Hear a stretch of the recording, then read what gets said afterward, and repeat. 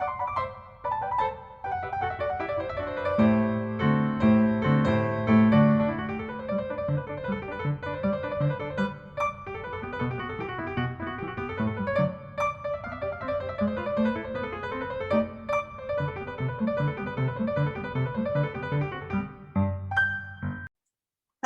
I'm Elaine Smith, the Artistic Director of the Clamour Theater Company. We're holding these creative conversations with playwrights, with actors, with directors, so that you can find out more about Clamour Theater and about the artists who work with us.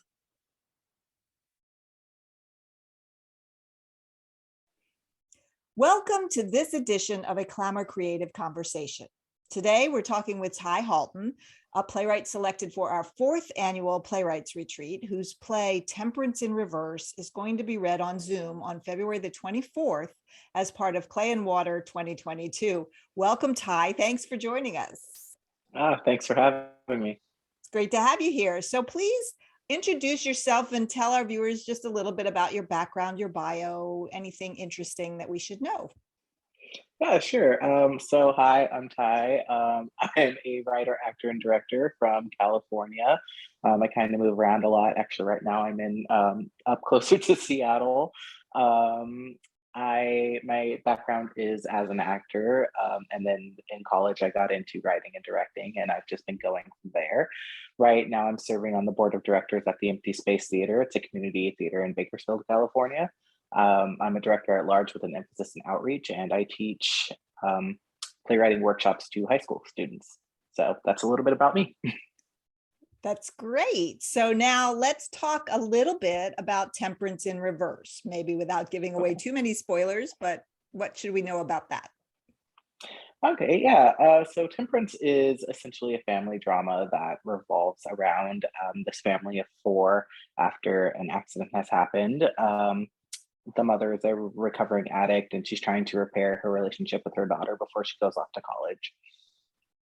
Great. So why did you decide to apply to the retreat? Honestly, I saw it on Play Submission Helper, and I was like, well, this looks fun. Like, because originally I saw that there were potentially going to be 2 versions of it, one in person and then one online. And I was like, well, this looks fun. Spend a week or so in Florida. That'd be great. Work on some plays, make some connections. Yeah, it'll be a good time. And I applied, not thinking that like I would, get accepted to it. And then lo and behold, I did. And then it ended up being online, which is actually ended up working out a little bit better. In terms of what I want to get out of it, really, like at this point in the retreat, I'm just really looking forward to hearing everybody else's work. In terms of my own work, I've been working with the dramaturg very, very closely on honing in on the dialogue and like making some character specific choices. So, and yeah, I think we're well on our way. Great. So now tell me, do you have a favorite play of your own, whether it's been produced or not? Ooh, yes. It's called Not Just a Hashtag. I wrote it in my first semester of my MFA program when the George Floyd protests were going on.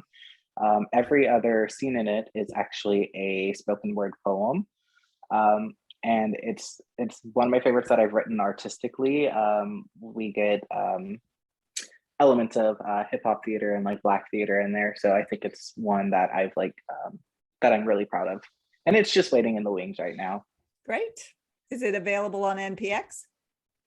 Not yet. I am currently doing some massive edits on it right now. It was available on NPX, and then I realized that the formatting was really weird, so I took it down. This is before I got final drafts, so like the formatting was really weird. So I'm doing some edits on it, making it a little bit cleaner. Okay. But it will be up probably by the end of next month. Great. Now, this is one of my favorite questions. What are 3 favorite plays that you may have seen or read by other authors, and why do you like them? Ooh, that's a hard one. So I think for sure I'm going to have to go with my number 1 favorite play right now, is Sweat by Lynn Nottage. I just really like, I just really love all of Lynn Nottage's work. I think she has just a beautiful sense of dialogue and like world building. But in terms of Sweat itself, I don't know. There's just a lot like thematically that comes out of it, like themes of like status and resentment and the quote unquote diversity hire that just really like speaks to me as a minority. Other than that, probably it's going to be a three-way tie between all three of the Eliot trilogy by Kiara Legere Hughes. And I think it just has like because again, it's a story about minorities and like things go through, especially minority veterans with PTSD and displacement and all that stuff. And then I think my third is going to have to be a musical, and it's going to be Big Fish. And I think that it's just so fun.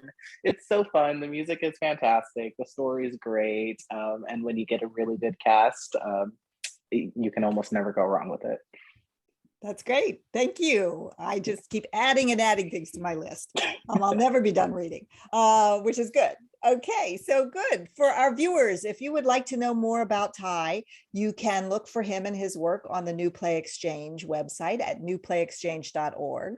If you'd like to attend the free reading on Zoom of Ty's play Temperance in Reverse on February 24th at 7 p.m. Eastern Time, you can make a reservation on Clamour's website, which is also the place to go for information on our other events. That's clamourtheater.org. And you can find us on Facebook as Clamour Theater Company. We will post all of those URLs in the description below. And if you'd like to see more interviews like this one, please hit the like button and subscribe to our YouTube channel. Thank you for taking the time to speak with us and letting our viewers get to know about you. And we are looking forward to the reading and are very glad that you've been able to join us for Clay and Water 2022. Awesome. Thank you. Thank you for having me.